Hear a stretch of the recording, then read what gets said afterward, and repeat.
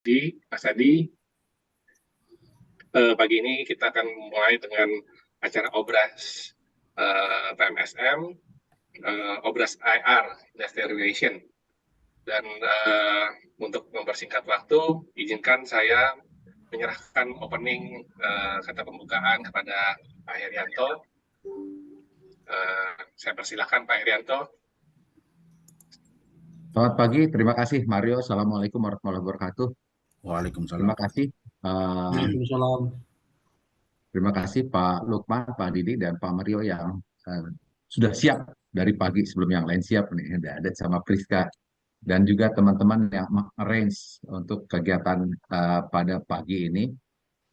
Puji syukur kita panjatkan kepada Allah Subhanahu Wa Taala bahwa ini merupakan event pertama untuk tahun 2024 berkaitan dengan kegiatan dari Industrial Relation dari PMSM, dan ini juga topik yang hari ini akan ditampilkan nanti oleh para narasumber kita ini, para ahli nih. Ada Pak Lukman, Pak Didik, dan nanti juga ada Om Mario juga, dan semuanya adalah para ekspertis di bidang IR. Ini sungguh suatu kesempatan yang baik sekali menurut saya buat teman-teman, dan juga antusiasme untuk event ini cukup banyak.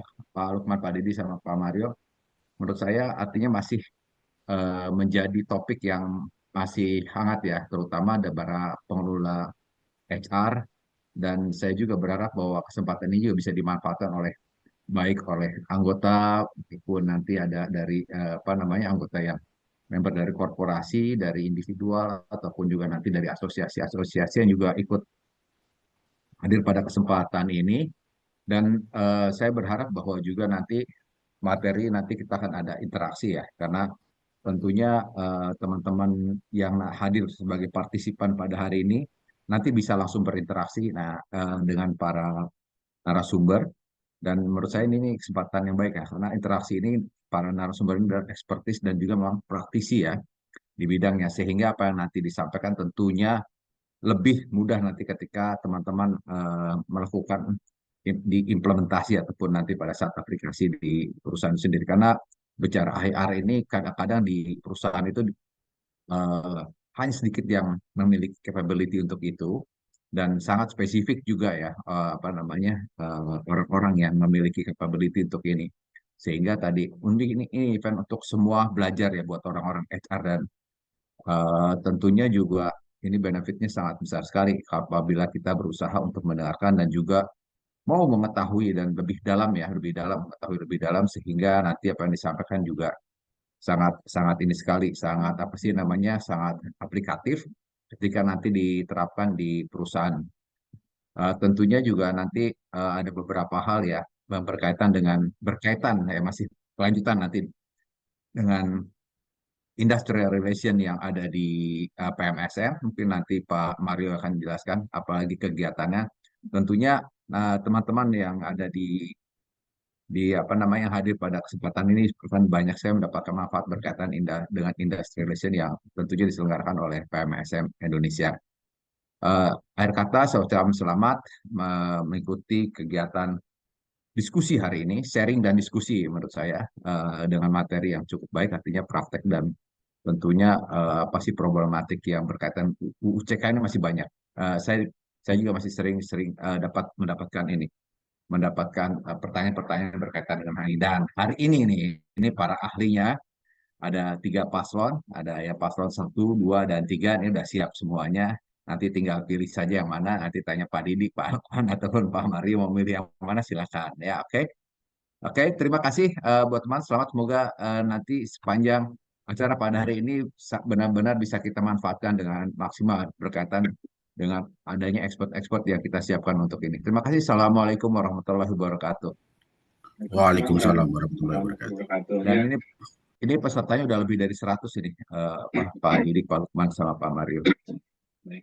Terima kasih Pak Eri. Baik, tepuk tangan untuk Ketua PMSM kita atas sambutan dan penyelenggaraannya pagi ini di tahun 2024, acara itu yang pertama kita.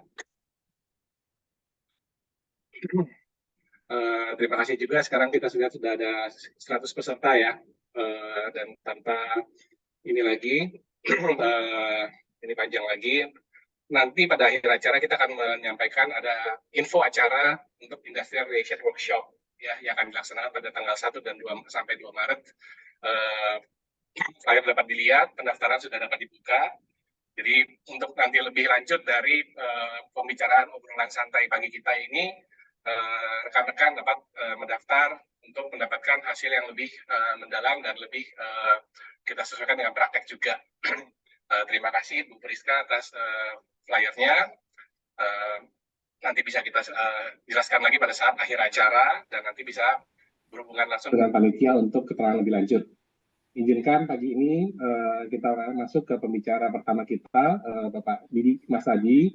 Perkenalkan saya sedikit menjelaskan tentang kompetensi beliau yang saya rasa sudah tidak perlu kita jelaskan lagi karena beliau sudah lebih dari 20 tahun berkiprah di bidang IR, sempat menjadi delegasi Indonesia ke ILC, International Labour Conference di PBB di Jenewa, Swiss, dan masuk sebagai Head of IR di beberapa banyak perusahaan, Apindo, multinasional, company, dan terakhir sekarang masuk di perusahaan multinasional yang memiliki lebih dari 400.000 karyawan di seluruh dunia. Jadi saya rasa ini adalah salah satu bicara kita yang sangat kompeten untuk dapat kita dengar dan kita sharing juga pengalaman-pengalaman kita di bidang IR. Baik, tanpa ini lagi menambahkan waktu, saya persilakan kepada Bapak Didik Mas Adi, pembicara pertama kita untuk menyampaikan presentasinya yang kita rencanakan sampai dengan pukul 9.55. Ya, untuk sementara nanti pertanyaan-pertanyaan bisa dituliskan di chat dan akan kita bahas pada sesi Q&A di jam 10.15 sampai 10.50. Terima kasih, saya persilakan Pak Didi. Ya, baik. Terima kasih Pak Mario. Saya izin share screen.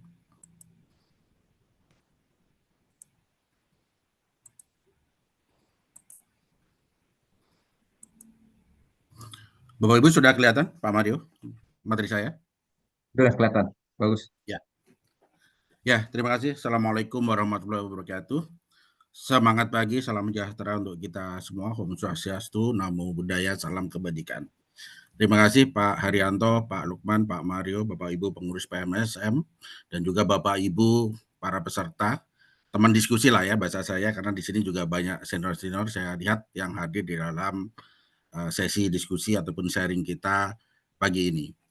Bapak Ibu sekalian, jadi memang topik pagi ini masih hot ya, khususnya di aspek praktek dan problematika pelaksanaan PHK di era Undang-Undang Cipta Kerja. Kita tahu bahwa setelah Undang-Undang Cipta Kerja tentu banyak perubahan terkait masalah PHK dan pada waktu itu banyak sekali mungkin pro dan kontra khususnya dari teman-teman serikat terkait masalah PHK. Ibu sekalian, izin mungkin sebelum saya lanjut mungkin perkenal dulu khususnya mungkin yang belum kenal dengan saya. Saya dengan Didik Mas Adi, biasanya teman-teman manggil saya Mas Didik ya. Syukur alhamdulillah sudah lebih dari 20 tahun hari ini khususnya di bidang industrial relation ataupun di human resource management, HRBP dan lain-lain. Saya lulus dari Fakultas Hukum Universitas Gadjah Mada, belajar juga di Jepang mengenai human resource management dan juga magister manajemen saya juga di bidang SDM. Seperti yang diperkenalkan Pak Mario tadi, saat ini saya bekerja di salah satu multinational company kita di industri facility service atau outsourcing management ISS. Kita perusahaan multinasional dari Denmark, beroperasi di lebih 45 negara di dunia. Kalau di dunia mungkin 400.000 lebih ya. Di Indonesia sendiri kita handle lebih dari 45.000 placemaker atau karyawan. Mungkin Bapak Ibu di sini juga beberapa dari klien kami gitu ya. Secara organisasi saat ini kami diberikan amanah sebagai Wakil Ketua Kagama Human Capital alumni UGM yang membawai atau membidangi di bidang SDM. Juga saat ini juga masih mengajar khususnya kalau weekend di CRP ya. Kalau Bapak Ibu mungkin ada yang alumni CRP, saya juga sekarang mengajar di program sertifikasi Human Resource Profesional di Universitas Atmajaya khususnya untuk mata kuliah Industrial Relation dan khusus lagi topik mengenai outsourcing management. Dan saya juga membantu Pak Haryanto, Pak Lukman di Dewan Pimpinan Pusat di PMSM Indonesia ini khususnya di bidang hubungan industrial relation. Kalau lihat brand-brand yang ada di slide ini adalah perusahaan-perusahaan yang saya pernah bantu atau diminta bantu Ya, saya besar dan lama dan sangat berterima kasih di Astra. Saya besar di otomotif, di pabrik di Astra, khususnya di Astra Racing Motor.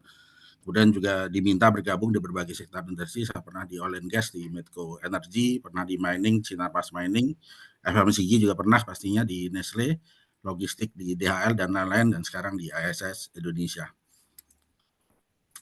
Bapak sekalian, kalau kita bicara mengenai PHK, bukan sesuatu yang baru sebenarnya. Baik di Undang-Undang dulu 13 tahun 2000 tentang ketenagakerjaan, 2003 tentang ketenagakerjaan, hingga saat ini yang berlaku Undang-Undang Cipta Kerja, Undang-Undang nomor 6 tahun 2023. Pada prinsipnya sebenarnya PHK itu adalah upaya terakhir. Sehingga kalau dalam bicara praktek kita sehari-hari ataupun sharing sehari-hari itu apapun PHK adalah upaya terakhir.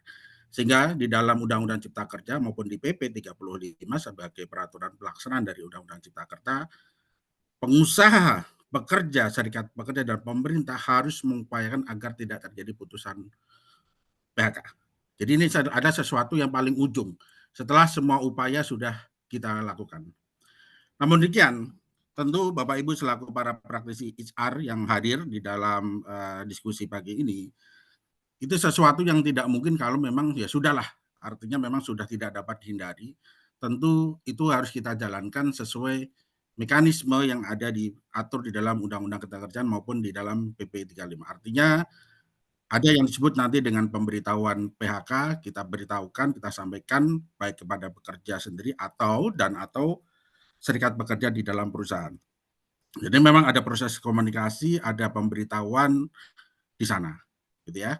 Nah, problematika yang mungkin terjadi adalah banyak diatasi yang banyak terjadi di lapangan adalah ketika ternyata karyawan ataupun serikat pekerja bahkan menolak PHK, bahkan mereka mengadakan demo dan seterusnya, berbagai kompleksiti yang ada gitu ya di lapangan di dunia industrial relation atau human resource banyak terjadi problematika penolakan PHK oleh karyawan atau serikat. Nah ini nanti bagaimana nanti di sesi akhir mungkin saya akan sedikit best practice sharing terkait masalah ini.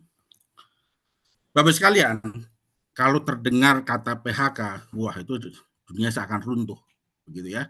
Karena kita tahu, apalagi yang mengandalkan rezekinya dari satu pintu, ini seakan-akan berhenti gitu ya. Waduh, saya kena PHK nih, bagaimana dengan anak istri saya, bagaimana dengan sekolahnya gitu ya. Walaupun mungkin yang muslim kalau rezeki mah min haitsu la yahtasib gitu ya, dari berbagai arah yang tidak disangka-sangka. Tapi pendapatan formal bulanan yang kita dapatkan setiap bulan tiba-tiba kena PHK tentu akan mengganggu gitu ya dari seseorang yang terkena PHK. Dari aspek stabilitas operasional perusahaan juga akan terganggu pastinya ketika terjadi pengurangan pegawai yang biasanya dalam satu tim kalau di pabrik di satu line gitu ya, kalau kita bikin mobil Avanza ada 10 orang, tiba-tiba harus pengurangan tim ke 5 orang, artinya ada beban bekerja yang bertambah kepada orang yang lain. Cost impact pasti juga terjadi karena tentu kita akan ketika kita spiritnya ada compliant, tentu pembayaran kompensasi PHK dalam ini pesangon, uang penghargaan masa kerja, uang penggantian hak, tentu juga akan menggerus cost dari perusahaan. Idealnya memang harus sudah dicadangkan karena ketika kita seseorang sudah memutuskan untuk menjadi karyawan tetap atau PKWTT, tentu ini harus dicadangkan agar tidak mengganggu cost cash flow dari perusahaan. Suasana ketenagakerja juga terganggu di sana, pasti akan terjadi konflik kalau komunikasinya tidak mulus. Banyak terjadi kalau Bapak baca berita di berbagai sekarang banyak terjadi PHK dan seterusnya, apalagi misalnya situasi ekonomi yang kurang kondusif dan seterusnya. Ini yang harus kita hadapi agar jangan sampai mengganggu ketenangan kerja. Dan ujung-ujungnya kalau semuanya ternyata kita tidak manage dengan baik, tentu potensi perselisihan hubungan industrial amit-amit itu akan terjadi, begitu ya. Itu kalau jalurnya resmi, sampai dengan paling tidak kalau kita mengacu pada mekanisme di Undang-Undang Nomor 2 tahun 2004 tentang penyelesaian perselisihan hubungan industrial itu bahkan sampai ke kasasi Mahkamah Agung. Dan itu pasti akan cukup menyita waktu dari aspek biaya, energi, begitu ya, dan juga potensi-potensi lain yang kita tidak kendaki. Kembali ke soal teknis, bagaimana mekanisme PHK, ada yang disebut dengan pemberitahuan PHK. Bapak-bapak bisa detail melihat di dalam pasal-pasal, di dalam khususnya di pasal 37 ayat 2 di PP 35 tentang pemberitahuan PHK. Pemberitahuan tentu dilakukan secara tertulis, gitu ya. Kita sampaikan maksud dan alasan PHK, termasuk kompensasi PHK, pesangon dan lain serta hal lain yang timbul akibat PHK. Dalam praktek, mungkin saya bicara juga dari aspek praktis yang kami lakukan. Selain tertulis juga, bahkan itu lebih penting adalah aspek komunikasi sebenarnya. Oke, ada surat pemberitahuan secara tertulis, namun bagaimana kita approach bahkan dalam kerangka semester sebelumnya, bahkan 6 bulan sebelumnya, 3 bulan sebelumnya, kita sudah melakukan lobby-lobby pertemuan baik dalam konteks bipartit atau ngopi-ngopi dengan para tokoh-tokohnya, para pimpinan serikat atau orang-orang yang terkena dampak. Sehingga prinsip wongke, kalau saya orang Jawa itu bahasa Jawanya wongke, memanusiakan manusia itu menjadi penting, gitu ya. Itu yang harus kita perhatikan. Tetapi kita harus tertib di dalam aspek administrasi karena PP 35 menyatakan ini tentu harus ada pemberitahuan PHK. Kalau memang dalam konteks masa percobaan paling lambat 7 hari, kalau untuk PHK-PHK yang lain gitu ya, paling lambat 14 hari kerja sebelumnya itu harus sudah ada. Ada pemberitahuan PHK secara tertulis. Kecuali untuk pasal jenis-jenis PHK yang memang tidak perlu ada pemberitahuan, misalnya karena mengundurkan diri, karena hubungan kerja berakhir sesuai dengan PKWT, artinya secara hukum maka ketika tanggal selesai maka dia selesai gitu ya, usia pensiun dan lain, meninggal dunia dan lain-lain. Bagaimana tata cara pemutusan hubungan kerja, saya akan refresh kembali, saya yakin sudah Bapak Ibu lakukan di lapangan, di perusahaannya masing-masing, tetapi ada aturan main ketika kita sedang akan melakukan PHK. Tentu, ini pertama adalah PHK tidak dapat dihindari. Artinya, sebelum proses ini sudah dilakukan, apakah sudah dilakukan efisiensi, apakah sudah dilakukan penghematan, gitu ya, cost saving, dan seterusnya. Akan tetapi kalau ternyata memang tidak dapat dihindari, maka di dalam PP 35 atau Undang-Undang Cipta Kerja mengatakan diberitahukan dulu lah kepada karyawan, pekerja, dan atau serikat pekerja atau serikat buruh. Gitu ya. Pemberitahuan ini ya ada paling enggak kalau di dalam konteks yang PHK secara umum adalah memang 14 hari. Harapannya ini menjadi hijau memang, artinya pekerja tidak menolak. Sehingga kita alhamdulillah sepakat begitu ya, dituangkan dalam bentuk perjanjian bersama dan kemudian kita laporkan gitu ya PHK ke instansi ketenagakerjaan. Kenapa? Karena sebetulnya di program terbaru dari BP Jam Sostek ada yang disebut dengan JKP, jaminan kehilangan pekerjaan, sehingga karyawan yang terkena dampak PHK ini bisa mendapatkan manfaat itu gitu ya, kita daftarkan di sana. Dan juga jangan lupa pastikan juga di dalam PPPP di dalam atau perjanjian bersama dalam PHK juga nanti didaftarkan ke Pengadilan Hubungan Industrial. Paling nggak untuk antisipasi sehingga tidak ada tuntutan atau gugatan apapun kelak di kemudian hari. Sudah didelegasi, insya Allah aman. Begitu ya, walaupun kita tidak bisa menutup hak seseorang untuk melakukan gugatan di kemudian hari. Apalagi kita sudah nggak ada daluarsa khususnya terkait masalah upah ke depannya. Nah, Bapak sekalian, tidak semuanya mulus dalam melaksanakan PHK. Ada yang gambar berikutnya adalah di kotak yang merah. Bagaimana kalau ternyata karyawan menolak? Gitu ya. Ini yang menjadi problematika yang banyak terjadi dan ini ada art of industrialism-nya di sini. Kadang tidak selalu apa yang ada di undang-undang tapi bagaimana ilmu-ilmu di lapangan ini yang nanti banyak bisa soft gitu ya. Tapi saya sebelum ke praktisnya tentu saya mengingatkan bahwa undang-undang mengatur ini yang disebut dengan mekanisme PPHI gitu ya, penyelesaian perselisihan hubungan industrial ya, PP 30 pasal 39 PP 35. Sehingga nanti mekanismenya ada bipartit, ada mediasi gitu ya, ke pengadilan hubungan industrial dan seterusnya. Gitu ya. Dan karyawan memang diperbolehkan untuk melakukan penolakan gitu ya. Mereka menyampaikan penolakannya paling lambat 7 hari kerja. Kenapa? Kalau misalnya dia menerima biasanya ya sudahlah, tidak ada surat penolakan berarti go ahead saja untuk dilakukan. Nah, ini sedikit dalam 20 tahun kami bekerja, apa-apa saja sih yang biasanya muncul pengusaha melakukan PHK. Banyak sebab, tapi misalnya pekerja melakukan pelanggaran berat, alasan mendesak tentunya itu ya. Kalau memang dia korupsi, dia pencurian, pelecehan seksual, bisa kita lakukan PHK. Selain misalnya pilot, efisiensi, dan seterusnya, itu juga terjadi. Sehingga berdampak kepada eksistensi perusahaan, berdampak pada kerugian perusahaan. Vice merger akuisisi itu juga terjadi. Ini yang banyak mungkin beberapa perusahaan mungkin diambil oleh company lain atau dalam grup, ini juga bisa menjadikan terjadi PHK gitu ya, karena bisa jadi perusahaan yang mengakuisisi ini tidak lagi membutuhkan karyawan di perusahaan yang diakuisisi. Bisa jadi seperti itu. Mangkir mogok kerja tidak sah, ini juga cukup menarik. Saya juga mengajar mata kuliah ini di tentang mogok kerja di Atmajaya, bahwa kalau teman-teman ada yang melakukan mogok, demo, tetapi tidak sah. Tidak sah itu apa? Misalnya dia tidak memberitahukan, ya, kurang dari 7 hari. Kemudian misalnya yang lain adalah tidak ada pemberitahuan kepada dinas dan seterusnya. Itu bisa dikategorikan sebagai mangkir. Artinya apa? Berlakulah ketentuan mangkir, begitu ya. Mulai surat panggilan pertama, surat panggilan kedua, gitu ya. Surat panggilan sudah dilakukan secara patut dan tertulis dalam 5 hari kerja berturut-turut, berarti di hari ke-6 sebenarnya kita boleh melakukan PHK karena mangkir. Selain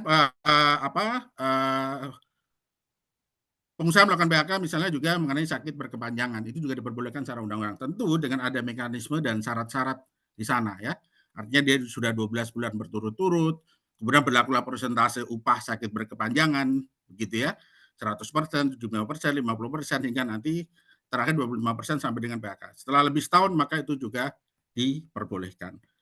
Hal lain adalah tentu ketika karyawan melakukan pelanggaran terhadap PPPKB dan seterusnya. Nah, ini sedikit situasi-situasi yang terjadi di lapangan, problematika pasca Undang-Undang Cipta Kerja ketika terjadi masalah PHK. Banyak misalnya karyawan yang akhirnya merasa tidak bersalah dan dia menolak PHK. Oh, saya nggak salah, Mas Didi, gitu. Kenapa saya di PHK? Mana buktinya? Apalagi kalau dia sebagai tulang punggung keluarga, gitu ya. Bagaimana dengan anaknya sekolah? Kesalahannya menurut versi dia ringan, kok langsung di PHK? Kok nggak ada aspek pembinaan dulu, SP1, SP2, SP2. Padahal guyonannya kan ya harus dibina dulu, gitu ya. Baru dalam tanda petik dibinasakan, gitu ya. Ini harus kita perhatikan. Kemudian juga soal kompensasi. Ada beberapa perusahaan misalnya yang membayar pesangonnya di bawah ketentuan normatif. Ini juga bermasalah, gitu ya. Karena, gimana perusahaan nggak punya duit? Ya sudahlah, gitu ya. Akhirnya di praktek yang terjadi di lapangannya, sepanjang suka sama suka, diikat dalam perjanjian bersama, ya monggo. Ada yang menyebutkan dengan tali AC atau apapun, gitu ya. Itu juga terjadi problem-problem yang terjadi di lapangan ketika karyawan menolak PHK.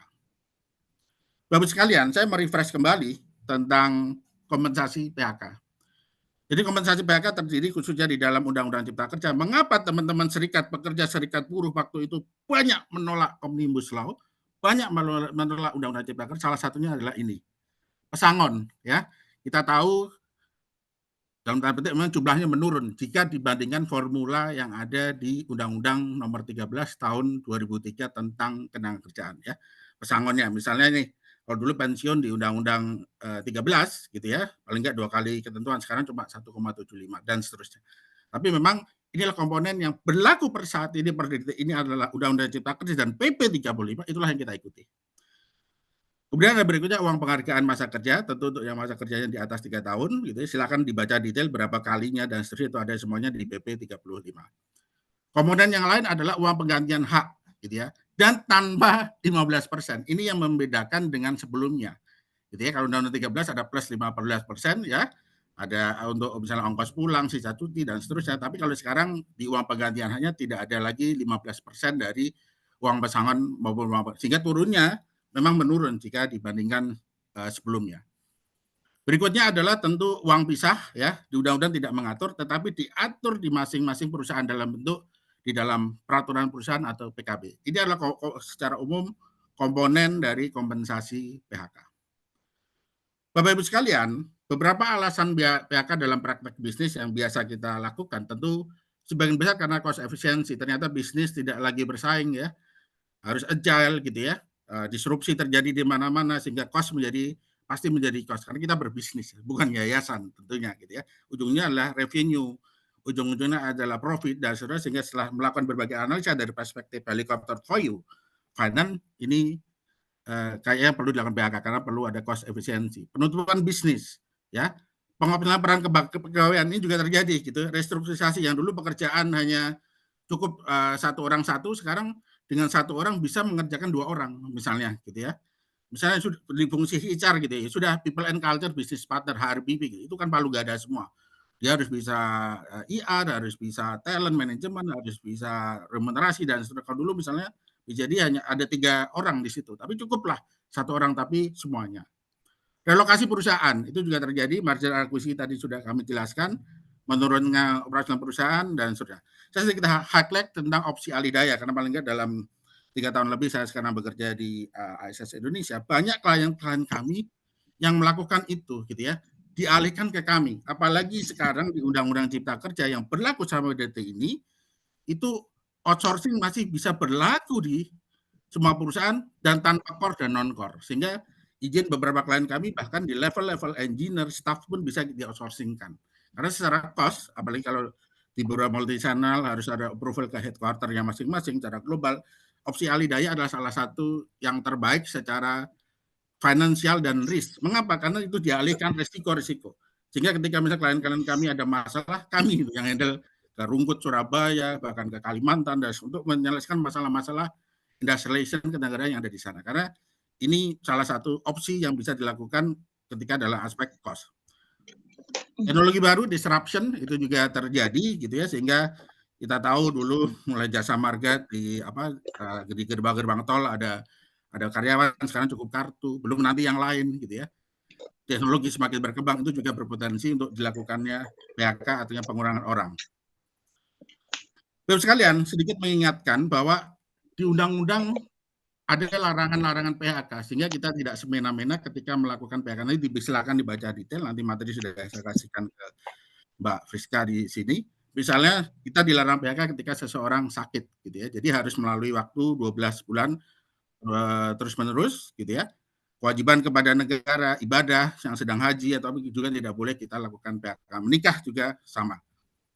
Hamil, melahirkan gugur kandungan, menyusui itu juga sama. Nah, mungkin sedikit highlight di pasal 153 di huruf F itu kita juga dilarang PHK untuk karyawan yang punya pertalian darah atau ikatan perkawinan ya dengan pekerja buruh lainnya dalam satu perusahaan. Kalau dulu kan harus itu nggak boleh gitu. Atau mungkin beberapa PKB masih tidak boleh gitu ya seorang suami istri bekerja di perusahaan. Tapi di Undang-Undang Cipta Kerja ini dilarang gitu. Itu hak siapapun untuk bisa bekerja sepanjang kita mengatur dalam konteks internal kita di SOP kita, di PKB kita, di policy kita bahwa jangan sampai ada konflik of interest ya. Jangan sampai misalnya antara yang report dan di report misalnya antara hubungan suami istri atau keluarga.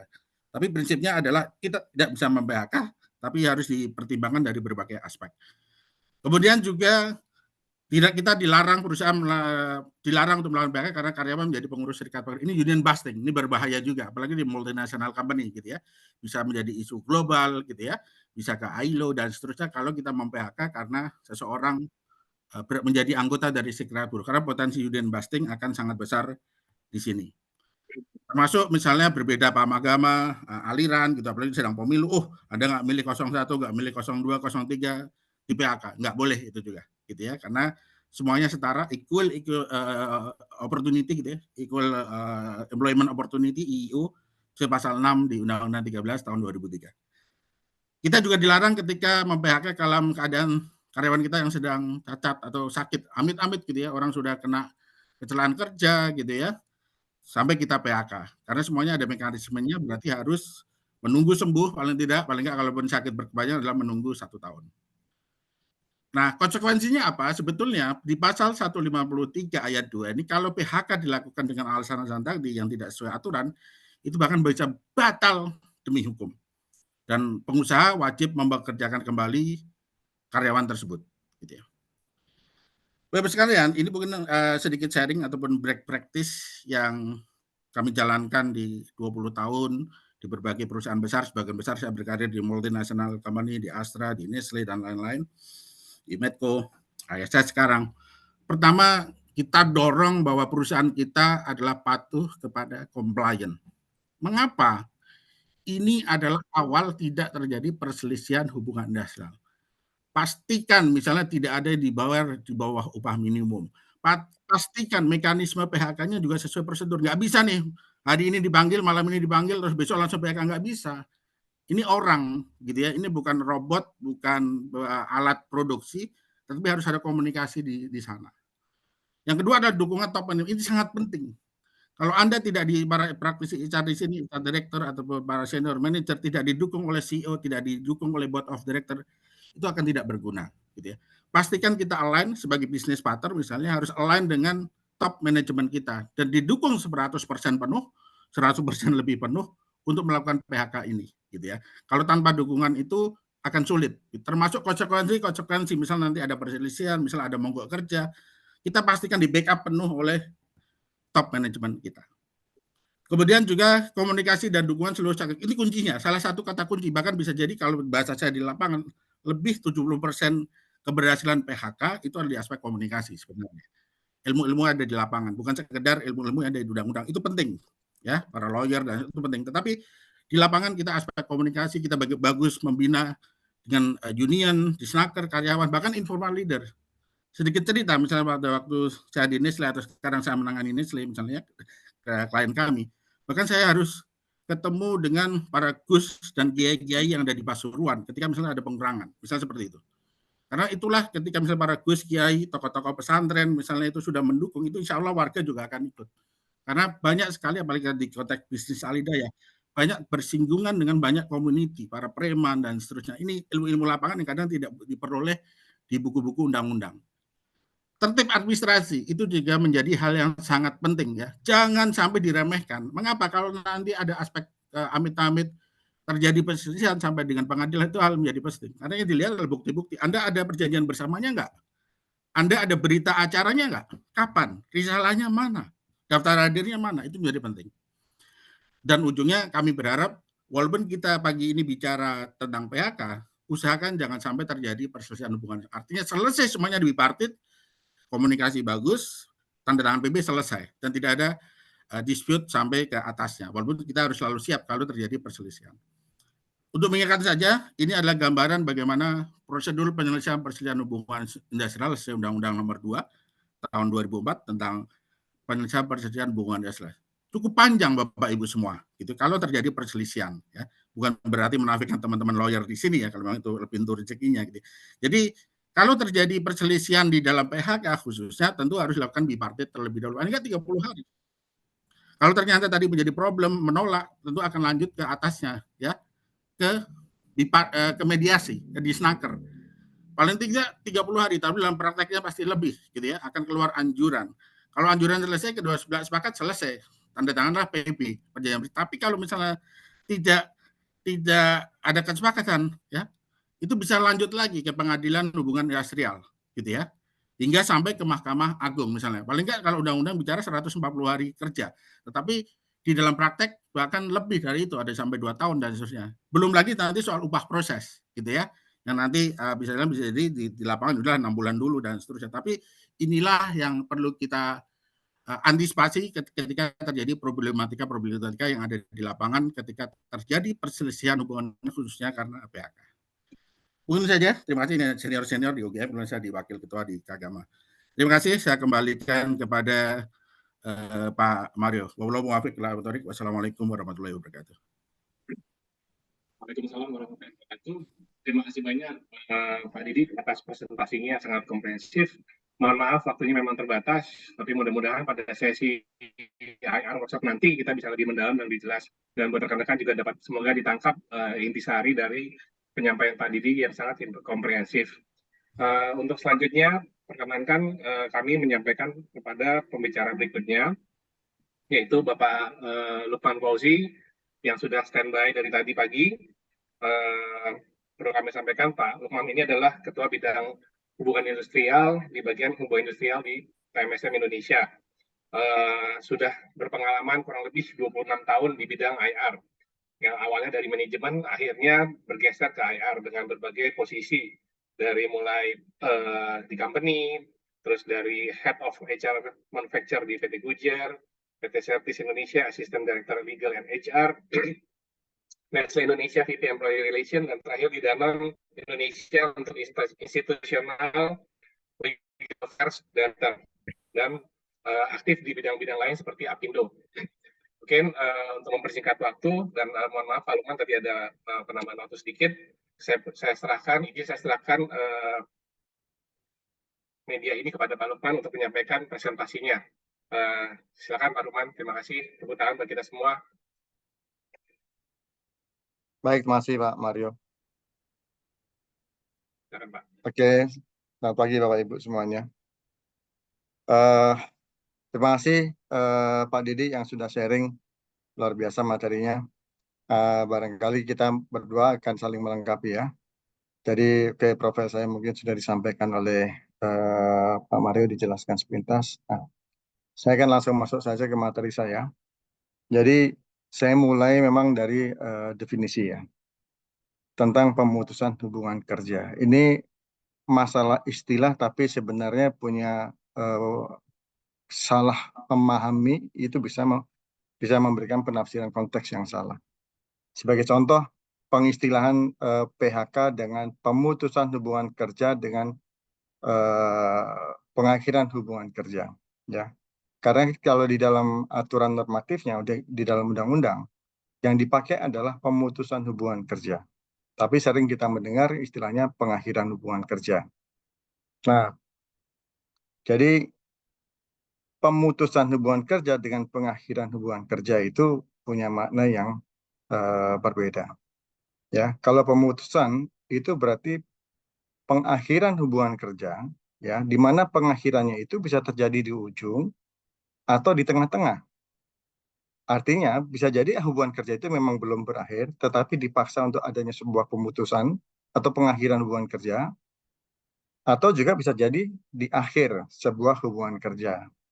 Nah, pemutusan hubungan kerja adalah pengakhiran hubungan kerja karena suatu hal tertentu. Artinya ada alasan. Tadi Mas Didi sudah menjelaskan. Yang mengakibatkan berakhirnya hak dan kewajiban.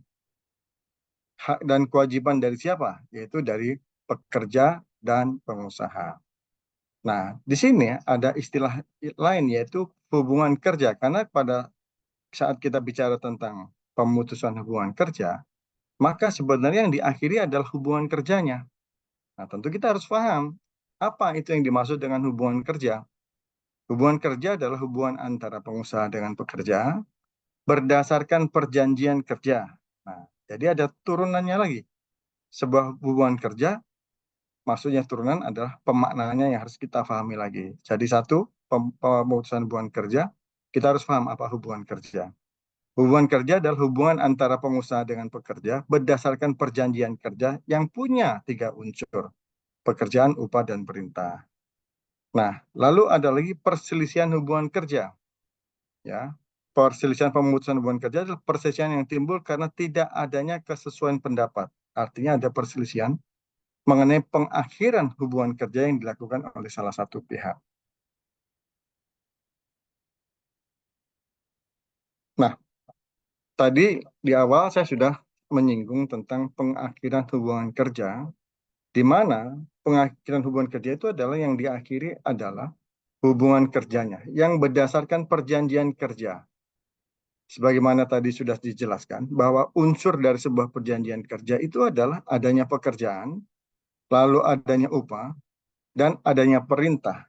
Nah, yang menariknya adalah dari beberapa kasus perselisihan yang sampai ke PHI, dari banyak keterangan atau alasan yang dipergunakan oleh manajemen ataupun keterangan para saksi ahli adalah hilangnya salah satu unsur ini, hilangnya unsur pekerjaan, hilangnya unsur upah, hilangnya unsur perintah, itu bisa menjadikan dasar adanya sebuah pemutusan hubungan kerja. Bisa menjadi dasar hilangnya sebuah pengakhiran sebuah hubungan kerja. Nah, ini yang sering terjadi kemudian ketika pekerjaan itu adalah identik dengan sebuah posisi pekerjaan. Sehingga ketika sebuah posisi pekerjaan hilang, maka itulah menjadi justifikasi bagi perusahaan untuk melakukan pengakhiran hubungan kerja. Ini sering terjadi ketika apa? Ketika terjadi sebuah restrukturisasi organisasi dalam sebuah perusahaan. Lalu bagaimana dengan kalau unsur upahnya hilang? Upahnya hilang ada dikaitkan dengan masalah karena pekerjaannya sudah hilang, maka logikanya seolah-olah bahwa ya kalau pekerjaan hilang maka upah tidak perlu dibayar. Atau bisa jadi karena hal yang lain. Karena pengusaha tidak membayarkan upah kepada si pekerja selama kurun waktu 3 bulan berturut-turut, maka itu bisa menjadi dasar bagi si pekerja juga untuk mengajukan adanya pengakhiran hubungan kerja. Ya, Dan demikian juga ketika pekerjaan hilang, maka perintahnya juga dianggap sudah tidak ada. Kemudian dikaitkan dengan jenis pekerjaan, ya, jenis perjanjian kerja, maaf. Dikaitkan dengan jenis perjanjian kerja, ya, yaitu adalah PKWT dengan PKWTT, maka ini juga bisa menjadi dasar ketika pengakhiran hubungan kerja, maka pengakhiran hubungan kerja itu bisa dikaitkan dengan apa yang menjadi substansi isi PKWT maupun PKWTT. Karena persyaratan pengakhiran hubungan kerja, alasan-alasan tertentu tersebut bisa dituangkan dalam PKWT maupun PKWTT. Ya. Nah, PKWT sendiri adalah ada yang tertulis maupun tidak tertulis.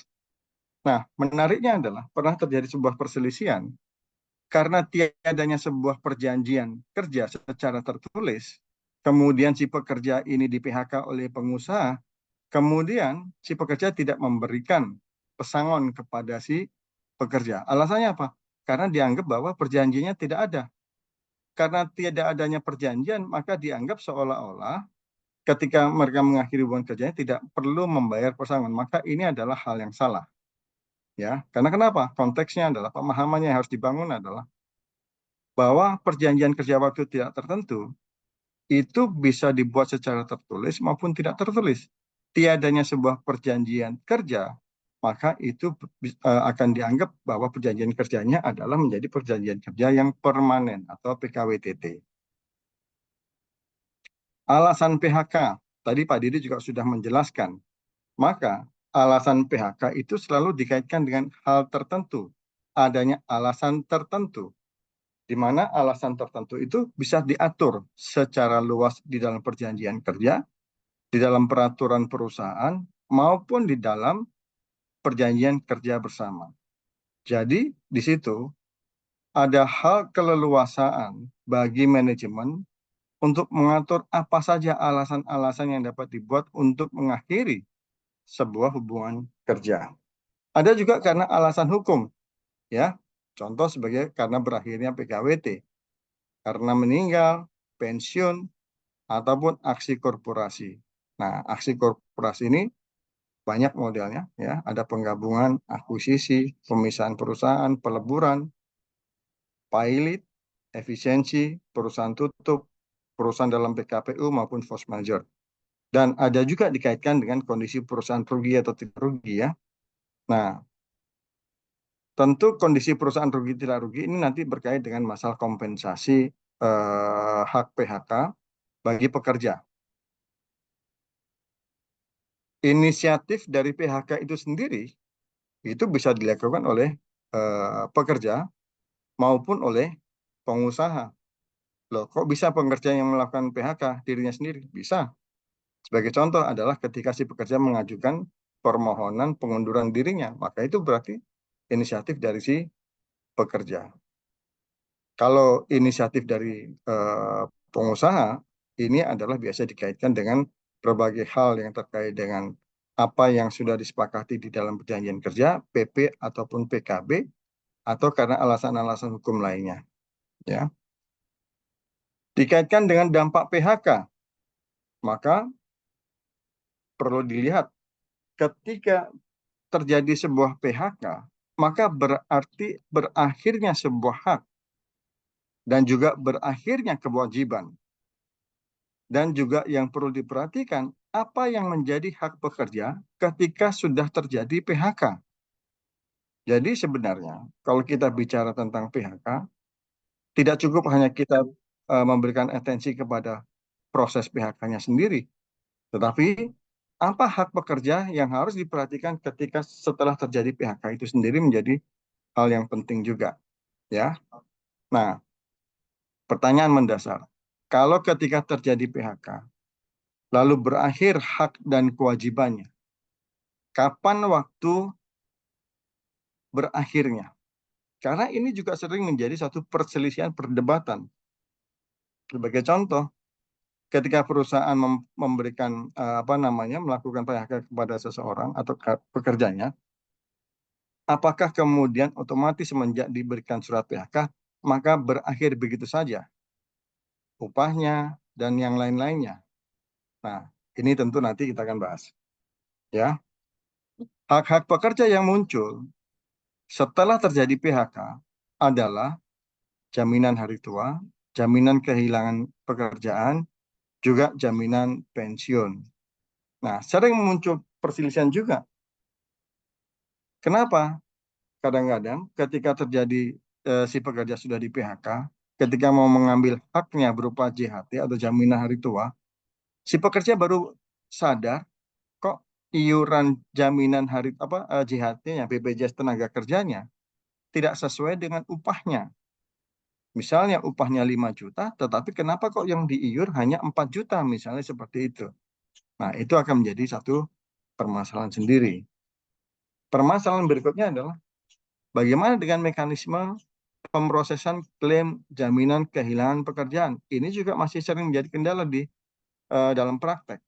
Karena kadang-kadang antara Dinas Tenaga Kerja dengan BPJS sendiri kadang-kadang nggak sinkron mereka. Sehingga yang dirugikan siapa? Tentu adalah pekerja.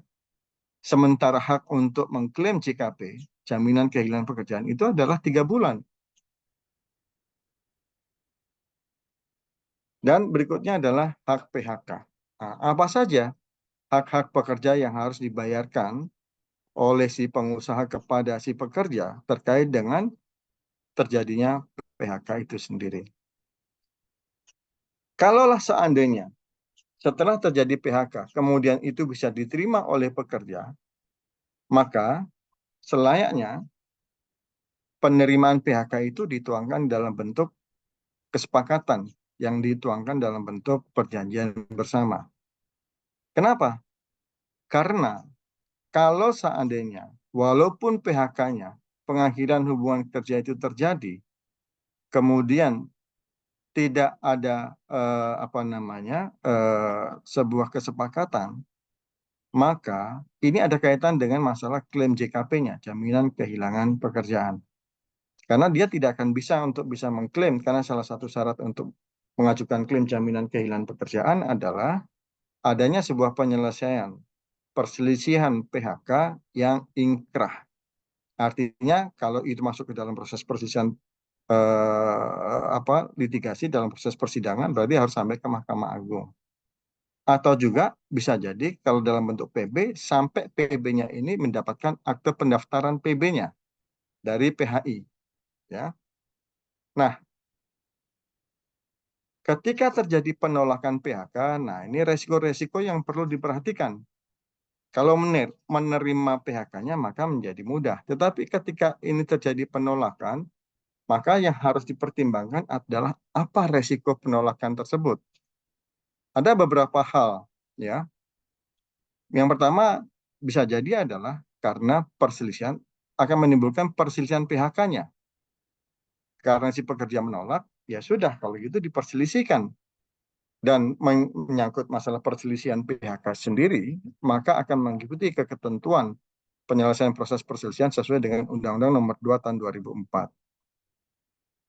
Ada lainnya, yaitu adalah pelaporan union busting. Ya. Nah, ini yang sering terjadi ketika PHK-nya itu dikaitkan dengan terjadi kepada para pengurus serikat. Ketika pengurus serikat itu dilakukan PHK oleh pengusaha, maka si pengurus serikat akan melakukan berbagai hal atau cara bagaimana untuk membuat sebuah bargaining supaya PHK-nya dicabut atau dibatalkan atau bisa dipekerjakan kembali tujuannya. Nah, salah satu cara biasanya mereka dengan cara melaporkan union busting. Ya. Nah, pemahaman union busting ini memang kalau saya melihat tadi Pak Didi sudah sempat menjelaskan bahwa adanya larangan bagi pengusaha untuk mem-PHK pekerja ketika si pekerja mendirikan serikat atau menjadi pengurus, itu dikaitkan dengan pasal 153. Tapi sebenarnya ada hal yang lain pengaturan tentang union busting, yaitu di Undang-Undang Nomor 21 tahun 2000 tentang serikat pekerja. Ya.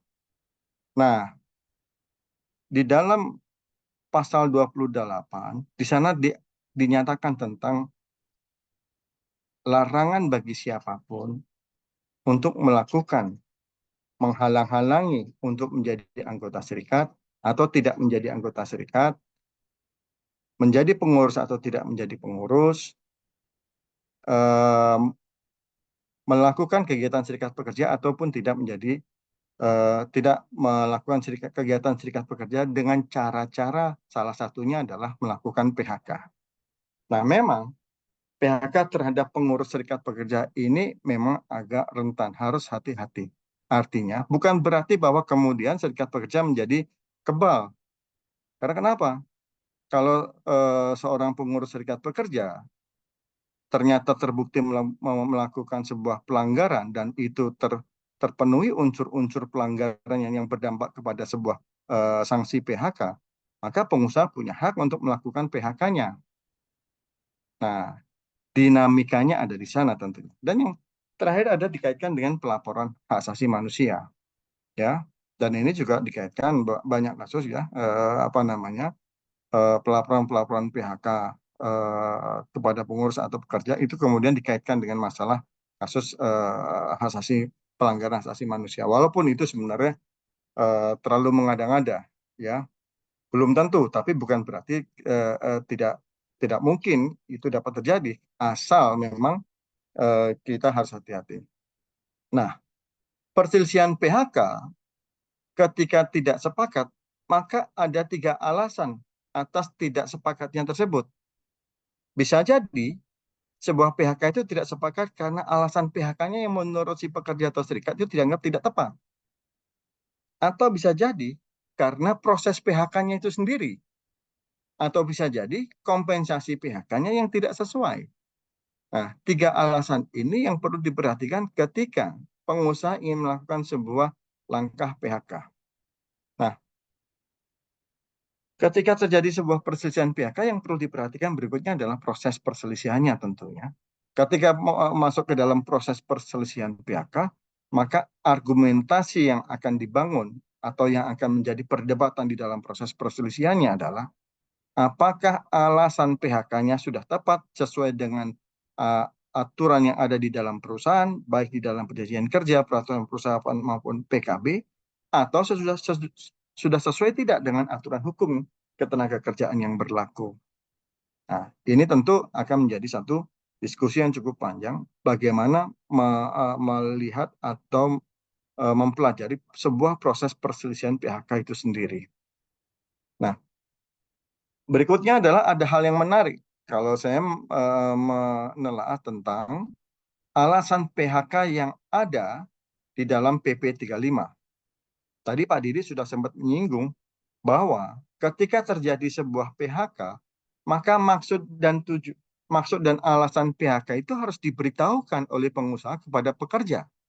Ini diatur di dalam pasal 37 ayat 2. Permasalahannya ada di pasal lain, di dalam pasal 52 yang mengatur tentang pelanggaran yang bersifat mendesak.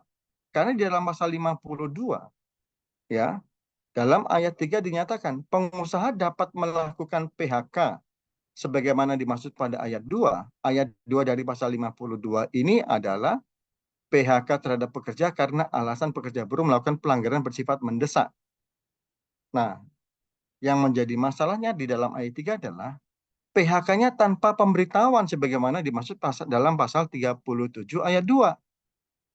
Jadi di dalam pasal 37 ayat 2 dibilangnya ini adalah dalam hal PHK tidak dapat dihindari kemudian harus diberitahukan melalui surat pemberitahuan PHK, tetapi ada pasal 52 ayat 3 untuk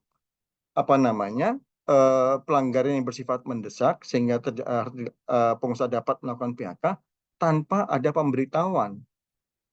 Nah, sementara ada hal lain eksepsional atau perkecualian pemberitahuan ini itu juga ada yang sudah diatur. Perkecualian itu adalah sudah diatur dinyatakan apabila pekerja mengundurkan diri atas kemauan sendiri. Ini diatur di dalam pasal 151A dari Undang-Undang nomor 6 tahun 2023 ya. bahwa kalau pekerja mengundurkan diri, pekerja dan pengusaha berakhir hubungan kerja sesuai dengan perjanjian kerja waktu tertentu, artinya PKWT-nya sudah berakhir, kemudian mencapai usia pensiun, ataupun pekerja meninggal. Jadi seolah-olah pasal 52 ayat 3 ini menjadi bertentangan dengan pasal 37, juga bertentangan dengan pasal 151A. Nah, proses PHK-nya, tadi Pak Didi sudah menjelaskan bahwa harus ada surat pemberitahuan PHK, ya. Nah, kalau kita bicara tentang pemberitahuan PHK, maka ada beberapa kondisi yang perlu kita coba cermati. Ketika dikaitkan dengan pengakhiran hubungan kerja untuk pekerja yang dalam masa percobaan, ini ternyata berbeda pengaturannya untuk di luar yang masa percobaan. Contoh untuk masa percobaan, di sini menurut undang-undang dikatakan paling lama adalah 7 hari kerja. Penafsiran paling lama 7 hari kerja, berarti kurang dari 7 hari boleh dong. Yang kedua yang perlu dilihat, pemberitahuannya dilakukan secara sah dan patut. Sah dan patut itu artinya harus dilakukan secara tertulis. Tidak melalui telepon, tidak melalui WhatsApp, ya, karena ini adalah secara sah dan patut. Nah, beberapa praktek, bahkan untuk masalah surat pemberitahuan ini bisa jadi diatur di dalam perjanjian kerja, atau diatur dalam peraturan perusahaan, atau dalam PKP. Bagaimana yang dimaksud dengan sah dan patut?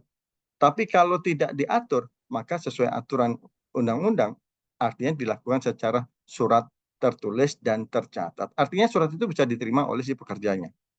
Dan disampaikan kepada siapa? Disampaikan kepada pekerja dan atau serikat pekerja. Pertanyaannya adalah, apakah harus kedua-duanya atau salah satu? Maka ini tergantung bagaimana pengaturannya di dalam kebijakan internal. Karena ada beberapa aturan yang disepakati dengan teman-teman serikat, diatur di dalam PKP, ketika terjadi PHK, diberikan kepada pekerja dan serikat pekerja. Kalau bunyinya seperti itu berarti kedua-duanya. Tetapi ketika bunyinya adalah kepada serikat pekerja dan atau serikat pekerja, maka kepada salah satu itu sudah cukup. Secara langsung, dan itu surat harus disampaikan secara langsung atau melalui surat tercatat. Jangka waktu pemberitahuan PHK di luar ketentuan masa percobaan, ya, maka paling lama adalah 14 hari kerja sebelum PHK. Artinya 14 hari kerja sebelum PHK, kalau kurang dari 14 hari boleh dong. Pertanyaannya, bagaimana kalau kemudian PHK-nya dilakukan lebih dari 14 hari kerja? Nah, kalau lebih dari 14 hari kerja, maka pertanyaan muncul, apakah itu merugikan si pekerja atau menguntungkan pekerja? Contoh, surat pemberitahuan PHK dinyatakan efektifnya adalah 6 bulan kemudian. Boleh tidak? Ini tentu akan menjadi satu pertanyaan yang menarik. Ketika surat pemberitahuan PHK itu kemudian ditolak oleh si pekerja, maka hal yang menariknya, tadi Pak Didi sudah menyinggung, bahwa surat penolakan itu paling lama 7 hari kerja. Ketika penolakan 7 hari kerja, itu kemudian sudah disampaikan, baru masuk ke proses perselisihan PHK-nya. Baru kemudian ketika ada proses perselisihan PHK, titik pertama perselisihan dimulai dari langkah bipartit, mediasi, sampai kemudian ke pengadilan hubungan industrial dan ke Mahkamah Agung. Masalahnya adalah, pertanyaannya adalah, bagaimana kalau tidak ada surat penolakan? Apa yang diasumsikan ketika si pekerja tidak menyerahkan surat penolakan lebih dari 7 hari. Setelah 7 hari kerja nih, nggak ada surat penolakannya. Maka ketika tidak ada surat penolakan, berarti kita bisa mengasumsikan bahwa PHK-nya diterima. Sehingga kemudian ketika ini tidak ada surat penolakan, ketika PHK dapat diterima, maka perusahaan dapat melakukan transfer kompensasi pesangonnya. Jadi sebuah surat pemberitahuan PHK tanpa pemberitahuan, tadi sempat saya singgung, adalah pekerja mengundurkan diri, berakhirnya PKWT, meninggal dunia dan pensiun, ini diatur di dalam pasal 151A. Dan pelanggaran bersifat mendesak. ini sifatnya opsional. Karena kenapa? Kata-katanya di dalam pasal 52 itu adalah dapat. Artinya itu boleh dipakai, boleh tidak.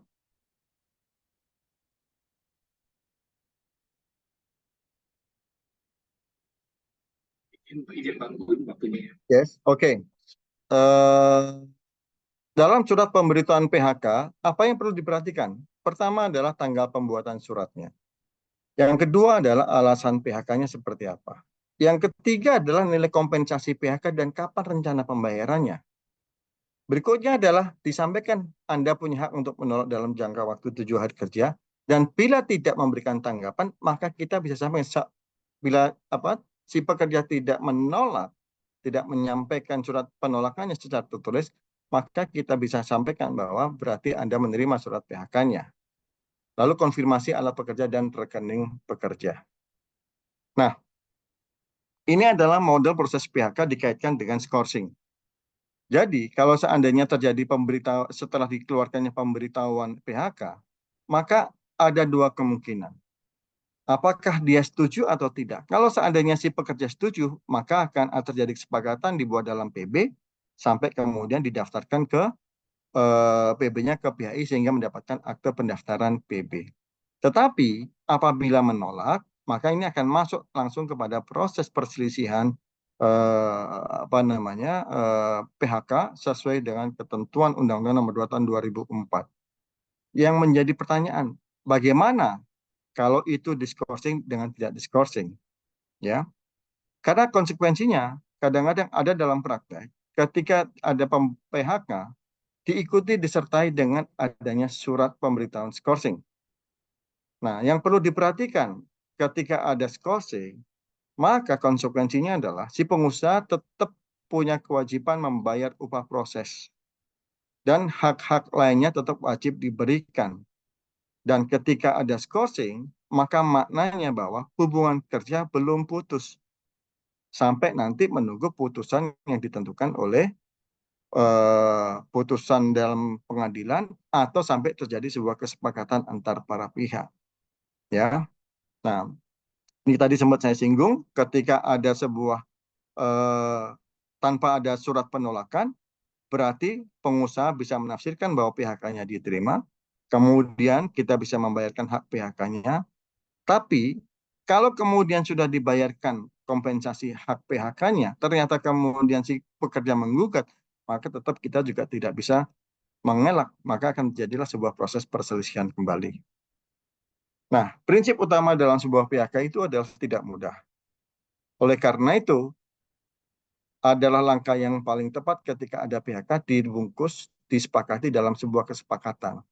Karena kalau tidak ada sebuah kesepakatan, maka akan dilanjutkan kepada sebuah perselisihan yang kemudian akan menunggu hasilnya dari sebuah putusan. Dan yang perlu diperhatikan, PHK harus sesuai aturan. Nah, yang perlu di wash out adalah ketika ada PHK, alasannya apa itu harus jelas. Siapa yang terdampak dan siapa yang menyampaikan PHK itu harus jelas. Jadi jangan sampai orang yang menyampaikan PHK itu ternyata tidak sesuai dengan apa yang disepakati. Kalau seandainya dalam PP atau PKB sudah diatur siapa yang berhak untuk menyampaikan PHK-nya. Lalu, what-nya adalah kompensasi PHK apa? Dan harus dilihat juga resiko manajemennya seperti apa. Yang berikutnya adalah where, di mana PHK dilaksanakan. Kenapa? Karena ada keterkaitan dengan haknya si pekerja. Kalau dulu pekerja di hire-nya di Jakarta, ditugaskan di misalnya di Bali, ketika terjadi ada PHK di Bali, maka ada kemungkinan dia akan harus diongkosi untuk kembali ke Jakarta. Dikaitkan dengan di mana hiring place-nya. Kapan PHK itu diberikan? Ya, kapan efektif waktu PHK, kapan pesangon dibayarnya, dan how-nya adalah kaitkan dengan masalah kepatuhan kepada aturan. Cara komunikasi PHK-nya harus tepat dan juga perlu ada dukungan dari manajemen. Dampak sebuah PHK yang salah, artinya PHK yang tidak sesuai aturan karena terkait alasan, proses, dan hak PHK, maka dalam praktek bisa jadi PHK-nya menjadi batal demi hukum. Kemudian pembayaran pesangon akan ditentukan sesuai dengan putusan hakim sendiri.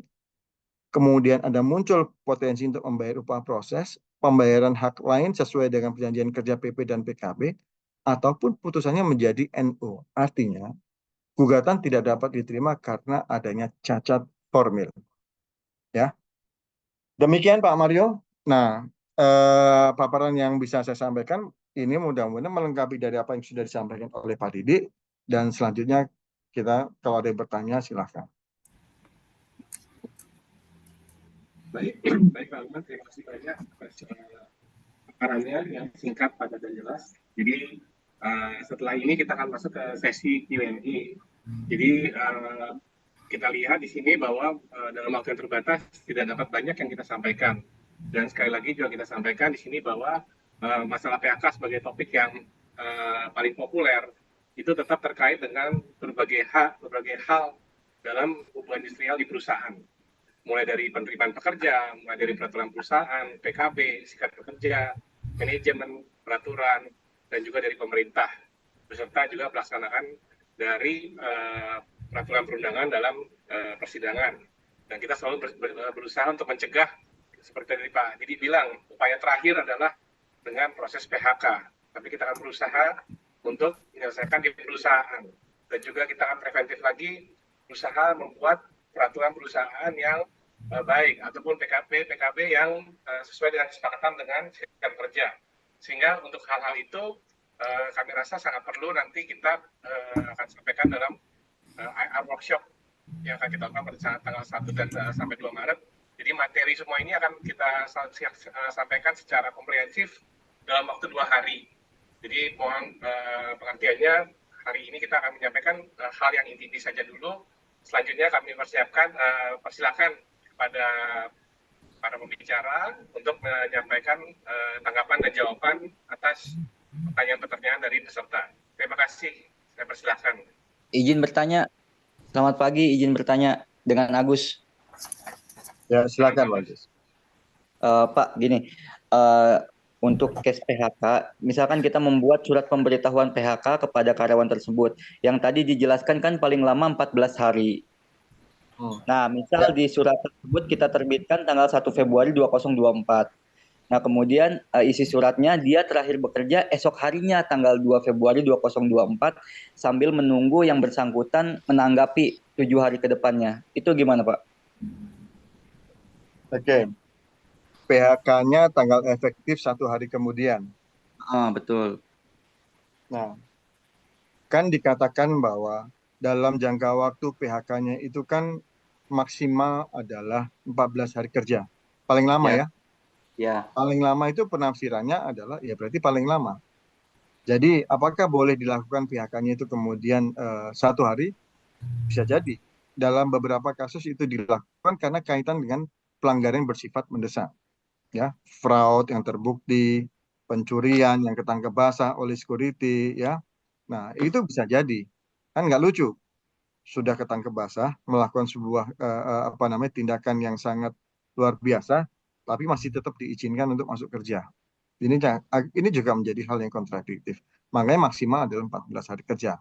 Nah, misalnya kemudian tanggal 1 surat pemberitaan PHK dibuat, kemudian efektif tanggal 2, kan begitu maksudnya ya? Betul, betul. Nah, maka tetap yang namanya hak untuk memberikan penolakan itu adalah 7 hari. Ya.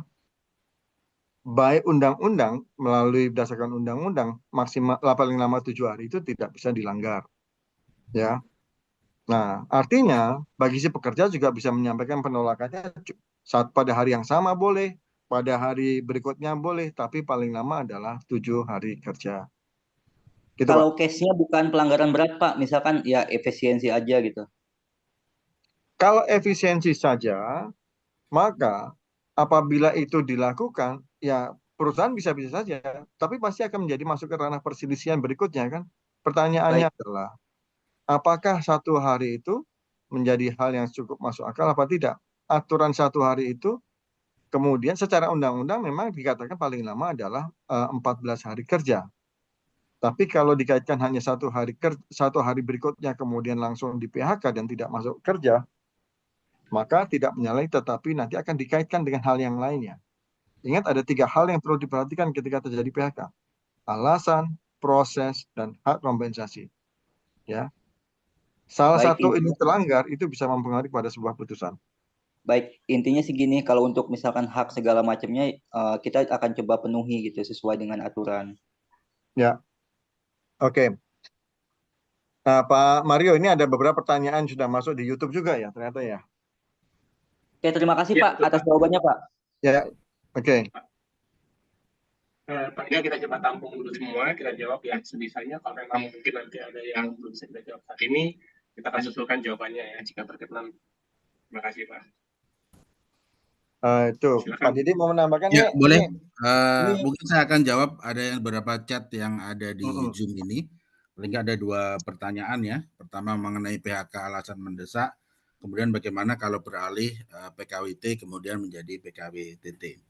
Jadi Bapak Ibu terkait alasan mendesak tadi sudah dijelaskan mengenai oleh Pak Lukman. Saya hanya menambahkan bahwa ketika dalam konteks alasan mendesak seperti disampaikan memang tidak harus dalam konteks pemberitahuan sebetulnya bahkan gitu ya, dan termasuk kalau memang mendesak bahkan besok pun sebenarnya bisa. Namun demikian kita harus hati-hati di dalam proses pemberitahuan PHK-nya atau pelaksanaan PHK-nya. Artinya apa? Ketika kita menjatuhkan sanksi PHK alasannya semuanya harus sudah kuat dari aspek bukti-bukti. Misalnya dalam aspek korupsi lah, pelecehan seksual atau perkalian, semuanya harus ada buktinya, ada saksinya, gitu ya. Dan itu tentu harus mendapatkan approval dari pimpinan kita. Tapi sepanjang bukti-bukti apalagi ya dalam saya bicara praktis yang di lapangan ya. Biasanya kami di tim itu akan meminta paling tidak bahkan ada surat pernyataan pengakuan bahwa dia betul-betul melakukan pelanggaran kesalahan berat tersebut. Kalau itu didapat itu akan lebih mudah ketika dalam proses pemberian sanksi PHK alasan mendesak. Selebihnya tentu harus diatur di masing-masing perusahaan, dari PKB, PP, PKB ataupun policy di perusahaan. Sebagai praktis banyak di perusahaan-perusahaan kami sebelumnya ataupun di saat ini kita menyebut ada sebenarnya KSDM disiplin, gitu ya, Komite Sumber Daya Manusia Disiplin. Itulah yang memutuskan misalnya ada legal, ada people and culture HR ya, ataupun beberapa fungsi dari operation yang memang kalau memang semuanya oke ya silahkan dilakukan alasan mendesak dan tidak harus menunggu sampai 14 hari ya tidak. Sepanjang bukti-bukti sah, ya semuanya bisa langsung kita lakukan proses misalnya PHK alasan mendesak, bahkan besok pun bisa, gitu ya. Itu nggak ada masalah untuk PHK alasan mendesak. Yang kedua pertanyaan yang ada di Zoom ini adalah bagaimana mengenai kompensasi PKWT kalau seorang karyawan beralih dari PKWT ke PKWTT. Kita bicara mengenai topik PKWT, di mana jelas sekali bahwa tetap harus diberikan kompensasi PKWT, gitu ya, ketika seseorang berakhir selesai masa perjanjian kerjanya PKWT, termasuk walaupun itu dialihkan kemudian menjadi PKWTT. Mengapa? Karena sebetulnya kompensasi PKWT itu adalah untuk membayar masa kerja yang bersangkutan ketika status hubungan kerjanya adalah PKWT, gitu ya.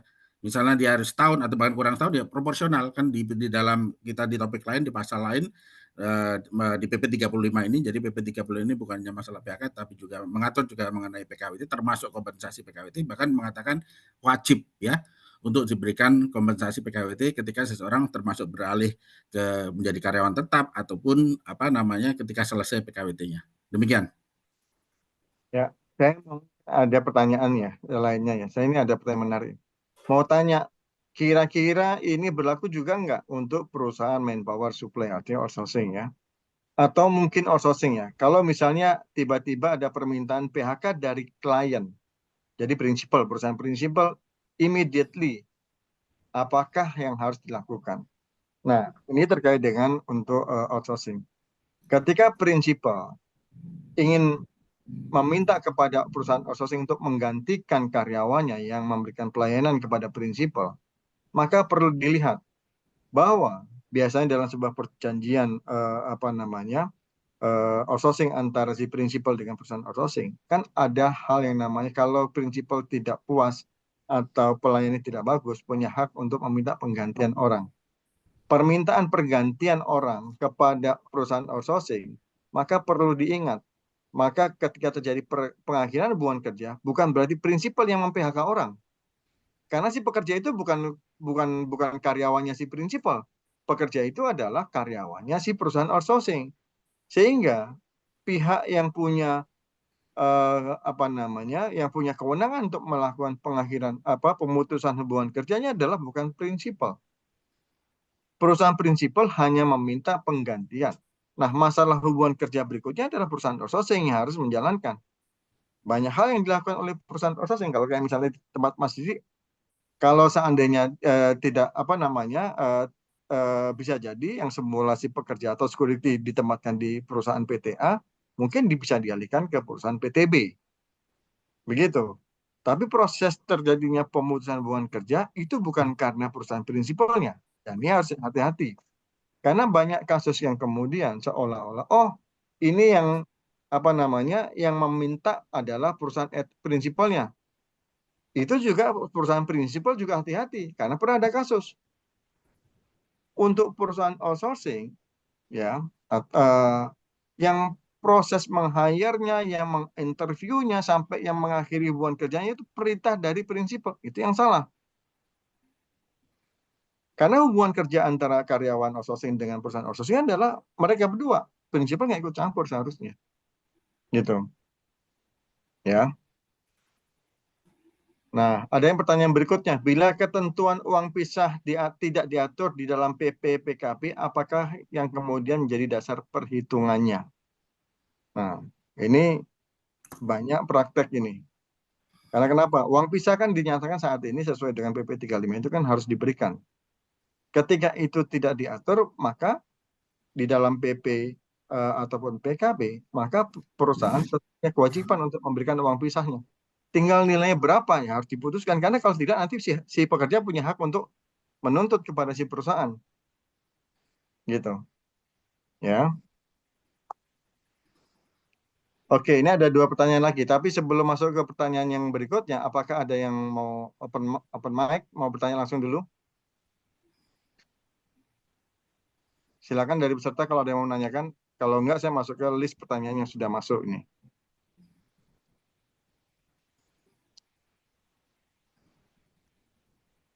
Oke. Ada pertanyaan berikutnya. Nanti Mas Didi bisa bantu juga. Bila mana perusahaan melakukan restrukturisasi organisasi dalam satu departemen, sehingga salah satu role pada departemen tersebut tidak lagi diperlukan, apakah yang mungkin menjadi kategori PHK-nya? Kalau restrukturisasi, ini kaitannya adalah dengan efisiensi. Karena kalau di dalam PP 35, alasan PHK restrukturisasi itu nggak ada. Ya, nggak ada. Adanya adalah efisiensi, tapi dikaitkan dengan efisiensi dalam keadaan perusahaan yang tidak merugi. Ya, karena efisiensi ada 2. Efisiensi dilakukan pada saat perusahaan tidak rugi dan efisiensi dikaitkan dengan perusahaan sudah merugi. Konsekuensinya adalah kalau tidak rugi kompensasi hak pengakhiran PHK-nya adalah pesangonnya 1 kali, kalau merugi adalah setengah kali. Terus yang kedua berikutnya, apabila terdapat karyawan yang di PHK dengan ketentuan PHK pensiun, namun karyawan tersebut belum memasuki usia pensiun, apakah bisa dikategorikan sebagai pensiun dini? Maksudnya apa nih? Apabila terdapat karyawan yang di PHK dengan ketentuan kompensasi PHK pensiun mungkin ya, namun karyawan tersebut belum memasuki usia pensiun, apakah bisa dikategorikan pensiun dini? Belum tentu. Kadang-kadang kalau seseorang belum di PHK, ya, tiba-tiba ditawarkanlah paketnya. Kamu di PHK ya, tapi tak kasih kompensasi pensiun. Karena biasanya paket kompensasi pensiun itu adalah paket yang maksimal. Maka apakah dikaitkan dengan pensiun dini? Belum tentu. Apabila memang persyaratan pensiun dini di dalam perusahaan itu sudah dipenuhi, biasanya ketentuan kompensasi hak PHK pensiun dini dengan pensiun penuh itu berbeda. Tapi apabila diberikan penawaran kompensasi yang lebih baik, itu biasanya akan lebih baik. Tidak ada yang dilanggar di sana. Ya, tapi apakah kategori pensiun dini? Belum tentu. Apakah kalau persyaratan terpenuhi? Bisa jadi, tapi bisa jadi tidak. Kenapa? Karena kompensasi pensiun dini dengan pensiun normal kadang-kadang berbeda. Gitu. Mas Didi, ada pertanyaan berikutnya tuh di grup tuh. Ya, terima kasih. Ini dari Pak Teguh Muhammad Rian Adari. malah langsung ke saya ya, secara Hmm. best practice ya. Pertanyaan bagus sekali, dan saya juga menjawabnya khususnya dari aspek best practice. Khususnya dalam 3 tahun terakhir, saya memang bekerja di industri alidaya atau outsourcing management, gitu ya. Oke, PHK bagaimana kalau dalam konteks untuk bekerja alidaya, kalau terdampak efisiensi jangka waktunya PKWT-nya belum berakhir. Ganti ruginya nanti tanggung jawabnya siapa? Jadi gini, dalam konteks bisnis alidaya, tentu kita melakukan dalam bentuk perjanjian kerjasama, gitu ya. Semuanya diatur di dalam perjanjian kerjasama B2B di situ. Bahkan mulai sejak awal nih, kami misalnya ketika misalnya bekerja sama dengan klien, kebetulan di sini banyak klien kami nih, Pak Lukman juga klien kami, beberapa saya lihat peserta juga klien kami, begitu ya. Itu di awal ya, tim komersial kami, tim sales kami dengan operation, itu sejak awal sudah yang menyebut dalam bentuk BDC, breakdown cost. Apa sih yang menjadi tanggung jawabnya perusahaan outsourcing, apa sih yang menjadi tanggung jawabnya dari perusahaan pemberi kerja atau klien kami. Di banyak hal, misalnya terjadi konsekuensi, entah itu dalam bentuk ganti rugi, bahkan pesangon, severance gitu ya, atau kompensasi PKWT, itu bahkan ditagihkan atau menjadikan komponen dari breakdown cost tersebut. Gitu ya. Memang betul di dalam misalnya PP 35 atau Undang-Undang Cipta Kerja itu adalah karyawan ataupun hubungan kerjanya dengan perusahaan alih daya tersebut, gitu ya, artinya nanti pembayaran pasangan dan lain itu pasti dari perusahaan alih daya tersebut. Akan tetapi kan ini bisnis to bisnis, gitu ya. Ini kan bukan yayasan, nggak mungkin dong perusahaan outsourcing ini terus semuanya dibayarkan dari kantong mereka. Kita sudah menalangi, bahkan kita sudah menghandle resiko-resiko yang terjadi, sehingga Bapak Ibu duduk manis semua serahkan ke perusahaan outsourcing tersebut. Artinya apa? Dalam konteks bukan hanya ganti rugi ya, bahkan kalau konteks ganti rugi, kompensasi PKWT, bahkan pesangon pun itu bahkan menjadi bagian dalam konteks bisnis to bisnis, ya. Sehingga ada misalnya dicadangkan misalnya berapa persen dan seterusnya gitu ya. Itu nanti menjadi entah itu mekanismenya ditagihkan atau bagian dari komponen bulanan itu monggo gitu ya. Jadi memang dalam konteks undang-undang betul dari aspek hubungan kerja sehingga jangan sampai offset seperti yang disampaikan Pak Lukman tadi ya. Misalnya PHK jangan sampai langsung dari perusahaan klien gitu ya. Bahkan memberikan surat peringatan pun jangan langsung, sampaikan ke PIC atau operation head atau section head atau operasional yang ada di perusahaan Bapak Ibu bahwa si A, si B ini melanggar gitu. Tapi yang memberikan SP atau PHK tetap harus melalui perusahaan alih daya. Karena enggak risiko nanti akan banyak berjadi masalah gitu ya.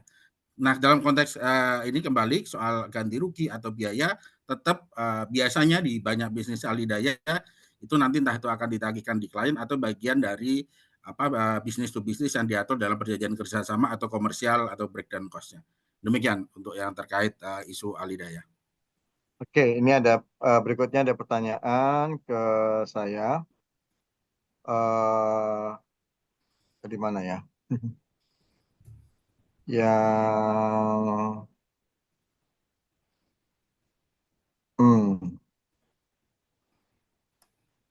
Oke, ini ada pertanyaan bagus nih. Izin bertanya, untuk surat penolakan apakah dikirim secara resmi ke pengusaha atau melalui surat tercatat atau cukup melalui email? Nah, jadi terkait dengan penolakan pekerja kepada pengusaha, kalau yang dari sisi pengusaha kepada pekerja jelas, penyampaian surat pemberitahuan PHK harus dilakukan secara sah dan patut. Tetapi untuk surat penolakan seharusnya pun juga demikian. Tetapi kan kadang-kadang penolakan itu kadang-kadang bisa disampaikan secara WhatsApp penolakan, kadang-kadang bisa juga dilakukan dengan cara by phone. Itu yang sering terjadi. Nah, sebuah PHK penolakannya itu apakah dilakukan secara verbal ataupun tertulis. Tolok ukurnya adalah begini. Kemudian si pekerja ini apakah menggugat tidak? Memperselisihkan apa tidak? Ya. Dia menolak PHK-nya, misalnya by phone, tapi kemudian dia tidak memperselisihkan berikutnya atas keputusan PHK-nya ini, maka ini akan menjadi seolah-olah penerimaan diam-diam. Loh Pak, pertanyaan berikutnya, kalau si pekerja misalnya menolak, apakah kemudian yang mengajak untuk melakukan sebuah perundingan bipartit atas PHK-nya pengusaha atau pekerja. Kalau dalam kondisi seperti ini, maka pertanyaan balik, yang butuh atas keputusan PHK siapa kepentingannya? Yang punya kepentingan tentu adalah si pekerja. Maka selayaknya kalau seandainya memang ada sebuah permintaan untuk melakukan perundingan bipartit PHK, maka selayaknya itu harusnya datang dari si pekerja. Ya, karena kenapa? Kadaluarsanya sebuah putusan PHK itu adalah 1 tahun. Sehingga kalau si pekerja juga kemudian menolak PHK tapi tidak melakukan permintaan perundingan dan itu 1 tahun terlewati, berarti secara tidak langsung PHK-nya sah, inkrah. Kenapa? Karena hak untuk menggugatnya dalam 1 tahun sudah terlewati juga. Gitu. Ya, jadi hanya ini strategi saja ketika ada PHK dan itu pernah terjadi. Bahkan kasusnya pernah sampai ke Mahkamah Agung. Tuntutan PHK di mana kasus tuntutannya sudah lebih dari 1 tahun. Dan hasil akhirnya adalah ditolak. Karena kadaluarsa, karena ada di dalam pasal 82, di dalam Undang-Undang Nomor 2 Tahun 2004, maka dinyatakan di sana, gugatan oleh pekerja buruh atas PHK ya dapat dilakukan atau diajukan hanya dalam tenggang waktu 1 tahun sejak diterimanya atau diberitahukannya keputusan itu dari pihak pengusaha. Nah, itulah kenapa dalam surat pemberitahuan PHK, tanggal dibuatnya surat tanggal berapa, tanggal efektif PHK-nya tanggal berapa. Karena ada dalam kasus juga, surat pemberitahuan PHK disampaikan, tapi efektif PHK-nya mulai kapan, tidak ada. Nah, itu ada beberapa kasus di lapangan seperti itu yang sehingga membuat kasusnya menjadi tidak pasti, ya. Oke, Mas Didi ada pertanyaan lagi yang lain? Ya, ini dari Bu Firda ada pertanyaan terkait masalah kompensasi PHK tapi untuk PKWT dan PKWTT apa sih perbedaannya? Jadi Bapak Ibu sekalian, semuanya ada diatur di dalam PP 35. Untuk PKWT, kalau terjadi pengakhiran PKWT, bentuknya dalam bentuk kompensasi PKWT, ya. Itu bahkan wajib sifatnya. Kalau misalnya PKWT-nya 1 tahun, maka dia 1 bulan upah. Kalau misalnya dia PKWT-nya 2 tahun, maka dia 2 bulan upah dan seterusnya sampai dengan kalau PKWT maksimal 5 tahun, maka dia diberikan 5 bulan upah. Kalau misalnya dia kurang dari 1 tahun, misalnya hanya bekerjanya 6 bulan, maka sifatnya proporsional 6/12 kali 1 bulan upah. Jadi istilah kompensasi PKWT itu hanya untuk hubungan kerja yang jenisnya adalah PKWT. Inilah yang berbeda dengan Undang-Undang Nomor 13 Tahun 2003. Di Undang-Undang Cipta Kerja memang kita dikenalkan dengan istilah kompensasi PKWT. Kalau sebelumnya tidak ada, makanya waktu itu banyak orang berebut, ya udah PKWT aja. Karena dari aspek cost itu akan lebih sedikit karena nggak dapat apa-apa. Selesai ya sudah selesai. Tetapi tidak di Undang-Undang Cipta Kerja maupun di PP 35 mengamanatkan ada yang disebut dengan kompensasi PKWT. Gitu ya. Sehingga sebenarnya dari aspek cost tidak jauh berbeda sebenarnya dengan yang bahkan dengan karyawan tetap. Itu yang pertama mengenai untuk yang kompensasi PKWT. Bagaimana dengan kompensasi PHK untuk PKWTT, perjanjian kerja waktu tidak tertentu atau karyawan tetap, itu semuanya juga diatur dalam PP 35 atau di Undang-Undang Cipta Kerja. Makanya ada komponen yang disebut, bukan hanya yang disebut ya, pertama tentu uang pesangon. Jadi Bapak Ibu kalau seseorang karyawan tetap kita nanti pensiun atau tadi yang sudah saya jelaskan atau Pak Lukman jelaskan bentuk-bentuk PHK kan macam-macam ya. Maka untuk karyawan tetap diberikan yang pertama dengan yang disebut dengan uang pesangon. Pengalinya berapa silakan detail ada di PP 35 semuanya. Masa kerja berapa, dia dapat berapa, ada semua.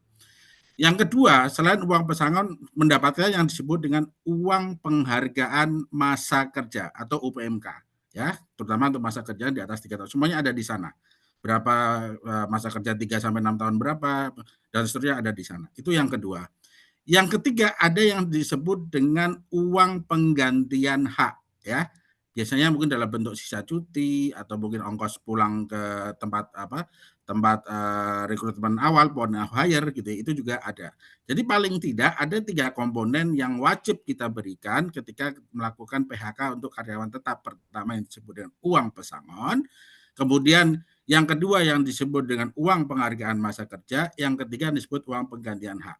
Kemudian baru yang keempat, ada yang disebut dengan uang pisah. Undang-undang atau PP 35 menyatakan bahwa itu diatur di dalam masing-masing PP atau PKB masing-masing perusahaan. Jumlahnya tidak, undang-undang tidak mengatur, monggo ya. Biasanya beberapa perusahaan menggunakan referensinya uang penghargaan masa kerja. Misalnya karyawan yang resign di atas masa kerja 3 tahun, ya udahlah 1 bulan upah atau 2 bulan upah. Monggo diatur masing-masing. Undang-undang tidak mengatur, tetapi silahkan diatur di dalam PP atau PKB ini tentu sebagai bagian dari bentuk apresiasi. Jumlahnya berapa? Undang-undang tidak mengatur. Mau 1 bulan gaji atau bahkan di bawah itu silakan. Ya, jadi yang jelas perbedaannya, kalau yang hubungan kerjanya dia dalam bentuk PKWT diberikan kompensasi PKWT. Kalau dia hubungan kerjanya dalam bentuk PKWTT atau karya tempat, dia mendapat uang pesangon, uang penghargaan masa kerja, uang penggantian hak, dan uang pisah sesuai masing-masing di PP diatur di masing-masing perusahaan dalam bentuk PP atau PKB. Demikian, semoga membantu Bu Firda dan beberapa pertanyaan yang lain. Ini ada, karena waktu saya akan menjawab di pertanyaan terakhir ya. Ada Pak Bosko, ada 3 pertanyaan yang menarik ini saya lihat. Ya, pertama, apakah dimungkinkan adanya kondisi vakum perusahaan tidak running bisnis, perusahaan dan karyawan menyepakati dalam sebuah kesepakatan bahwa perusahaan tidak memberikan upah dalam waktu kurun 4 bulan dan karyawan dirumahkan. 4 bulan kemudian bekerja kembali. Apakah dokumen seperti ini cukup kuat? Nah, sebenarnya kasus ini banyak terjadi Bapak Ibu ketika pada waktu COVID kemarin ya. Nah, yang dilakukan oleh yang tepat dilakukan adalah dibuat kesepakatan bersama atau perjanjian bersama kepada para pihak bahwa memang kondisi perusahaan adalah masih belum memungkinkan, kondisi bisnis seperti ini, dan kemudian karyawan dirumahkan. Maka ketika dirumahkan tidak dibayarkan upah, maka ini apakah boleh? Boleh. Ya, kenapa? No work, no pay di sana prinsipnya. Dan juga karena ada dasar kesepakatan bersama, bukan karena sebuah pemaksaan. Ya, karena adanya kesepakatan bersama. Ya, yang menjadi concern dari pekerja biasanya adalah jaminan pekerjaannya tidak hilang. Pekerjaannya tidak hilang. Dan juga si pekerja selama dirumahkan, mereka diperbolehkan untuk bekerja mencari pendapatan di tempat yang lain. Yang kedua, karyawan PHK dan sudah menerima pesangon berdasarkan kesepakatan bersama, namun dalam proses tidak ada pembuatan dokumen administrasi. 1 bulan kemudian, karyawan mengajukan laporan ke Disnaker dan diterima, kemudian dilanjutkan proses tripartit, dan Disnaker menuntut bahwa perusahaan harus memberikan pesangon kembali sesuai aturan. Nah, ini bagaimana perusahaan menyelesaikan hal ini? Bapak Ibu, ketika terjadi sebuah kesepakatan PHK, di mana nilainya adalah berdasarkan kesepakatan. Kesepakatan itu bisa ada 3 makna. Kesepakatan kompensasi pesangonnya sesuai aturan, kesepakatan kompensasi pesangon di atas normatif, ya, di atas aturan, atau kesepakatan pesangon di bawah normatif. Nah, resikonya adalah ketika ada kesepakatan PHK, sebaiknya dibungkus langsung dibuatkanlah PB, perjanjian bersama, dan kemudian daftarkan ke KPAI supaya mendapatkan akte pendaftaran PB dari PHI-nya. Karena tiadanya sebuah kesepakatan bersama, ketika perusahaan bilang, oh kemarin kan sudah sepakat, saya mau bayar 1 juta, sementara harusnya misalnya 2 juta. Pada waktu itu mungkin si pekerja iya saja karena adanya kebutuhan. Tapi tiadanya sebuah dokumen hukum yang tertulis itu menjadi titik lemah bagi si pekerja. Sehingga ketika dituntut oleh si pekerja kepada dinas segala macam dengan anggapan bahwa kurangnya pembayaran pesangon, itu bisa menimbulkan celah perselisihan kembali.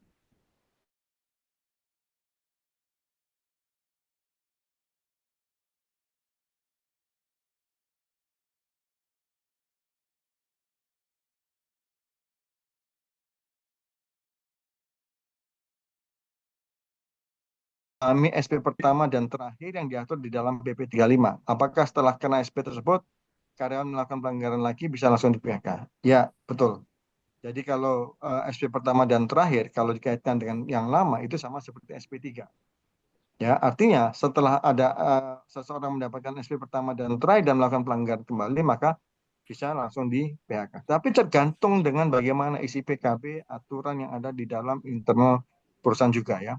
Tapi kalau sesuai dengan PP 35 adalah berikutnya bisa langsung di PHK. Demikian Pak Mario. Baik, Pak Lukman, terima kasih Pak Didi. Terima kasih juga Pak Heris masih menemani kita. Atas permintaan dari Ibu Friska, kita akan mengadakan foto bersama. Buat rekan-rekan, silakan kalau bisa ditampilkan fotonya atau mukanya. Saya persilakan Bu Friska.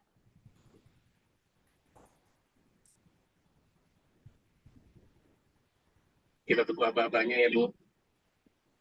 Ya, On boleh dulu Bapak semuanya. share dulu, Bapak Ibu. Oke. Terima kasih semuanya dari tim Green Indonesia, Bhinneka Live, Suri Live, Tempo Group, SP dan Amon, dan rekan-rekan semuanya. Ya, Pak Mario, ini sebenarnya banyak pertanyaan-pertanyaan yang masuk yang belum bisa terjawab ya. Mungkin nanti bisa kita akan di IR workshop itulah sebenarnya nanti akan diulas lebih detail, lebih jauh lagi ya, Ya. terkait dengan masalah PHK, hubungan kerja, perjanjian kerja, outsourcing. Nah, mudah-mudahan ini bisa memberikan daya tarik pada teman-teman untuk bisa bergabung dengan IR workshop yang akan dilakukan oleh PMSM ke depannya. Ya. Pak, betul Pak. Oke. Udah, Pris? Belum ada, ada yang mau buka kamera lagi, open cam. Masih sedikit nih yang open cam. Oke, 1, 2, 3. Belum, Pris, lagi pada baru buka. Kayaknya baru pada nyisir. Masih berdatang. 1, 2, 3. Belum tuh, masih ada yang buka. Oh, baru pada buka. Oh, kirain Pak Marinton lagi lari.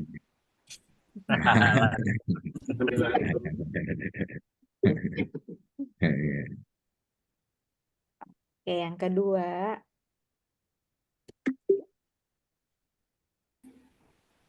Yang ketiga. Yang pertama baru pada buka juga tuh, Pris. Oke, kita balik lagi. Nah, oke, 1, 2, 3. Siap. Terima kasih banyak Bapak Ibu. Jangan lupa untuk daftar di IR Workshop di tanggal 1 sampai tanggal 2 Maret. Udah bisa daftar sekarang. Oke, Bapak. Oke, mungkin tambahan dulu ya, mungkin ya sebelum nanti Oh, ditutup. oke. Saya ditutup Pak Priska.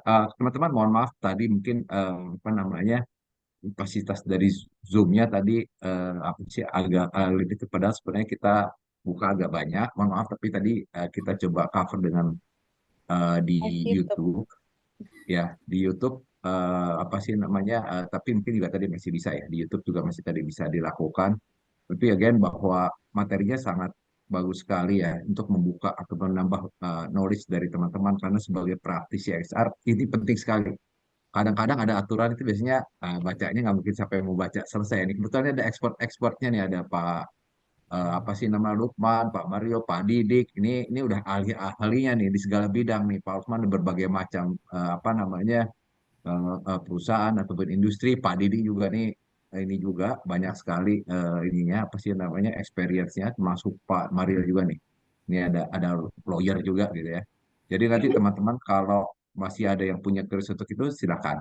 Intinya dari PMSM tetap berusaha bahwa bagaimana kami memberikan knowledge ataupun pengalaman supaya dalam pelaksanaan yang berkaitan dengan aturan tenaga kerja itu teman-teman bisa comply ya. Tadi yang saya sampaikan bahwa semuanya harus comply gitu.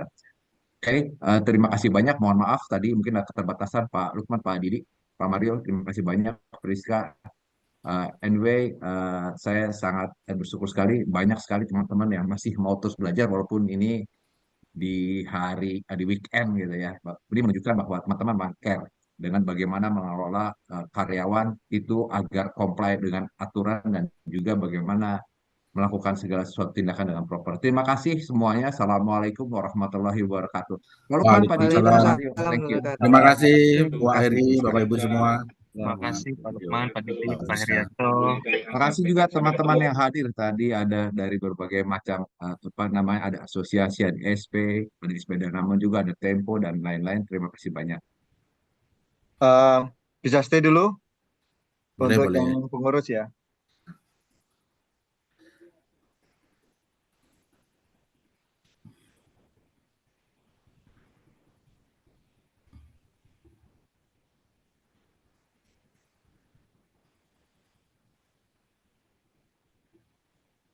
Dari Pak Marinton juga tuh, LRT ini orang LRT, pelari, pelari, Siap. LRT pelari dia. Man, itu lawannya Lukman tuh. Lari beneran tuh deh sama Irsat, buset. Oh dia beneran tuh. Itu mah.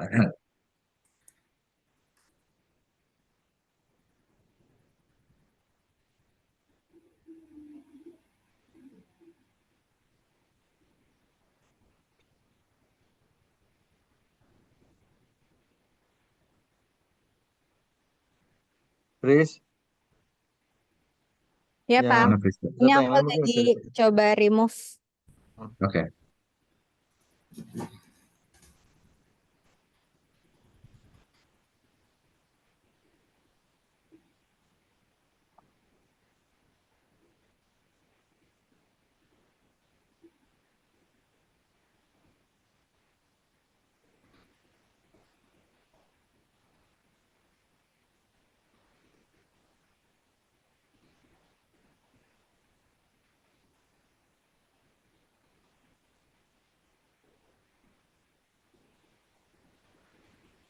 Nah, udah kayaknya ya. Ini ada Mas Agung Ya, juga. ada Mas Agung. Oke, oke. Oke, go ahead. Ini chatnya masih banyak tuh, Man. Ya, ya. Nggak Ini cukup Pak waktunya. Iya, ya, nggak apa-apa. Anyway, luar biasa. wah, ini tadi sengaja saya nggak sampai tuntaskan. I Maksudnya know, I know, I know. membuat orang menjadi Iya, penasaran iya. supaya nanti kita Understood, bikin. Jadi understood, saya understood. arahkan untuk ke air workshopnya. Iya. Dan apa namanya, ini bagus tadi materi Mas Didi, saya masuk ke sisi yang lainnya. Jadi kita saling melengkapi tadi ya. Bagus kok, bagus, bagus, bagus. Anyway, ya. Oke, nah, Pris, tolong pertanyaan-pertanyaan tadi itu dikumpulin ya. Nanti saya akan coba rangkum menjadi sebuah kompilasi Q&A Seri IR. untuk nanti ya. Seri saya mau bikin apa namanya Q&A IR ya. Oke, ya Pak. Bisa jawab by video aja Pak. Jadi kita share di Instagram. Nah, mungkin nanti begini, kan kita ada podcast rencana ya. Iya, betul. Nah, itu nanti coba QA itu nanti kita bahas ya, terus kita podcastkan lah. Jadi pertanyaan Oke. masuk, kita susun lagi, kita jawab dengan secara detail, ya kan? Oke, boleh Pak. Oke, next untuk apa namanya obras, kita masuk PKWT ya, Iya. Ya, oke. problematika PKWT. Oke, Ini, good. Outsourcing manajemen juga siap Pak Lukman. yes, yes. Tapi anyway, ini nih experience saya, pasti Mas Lukman, Mas Didi sama ini Om Mario nih. Bener ya, di perusahaan itu mostly orang nggak terlalu paham dengan aturannya. Ada ini tapi nggak ada. Saya ngalami di beberapa kali gitu ya.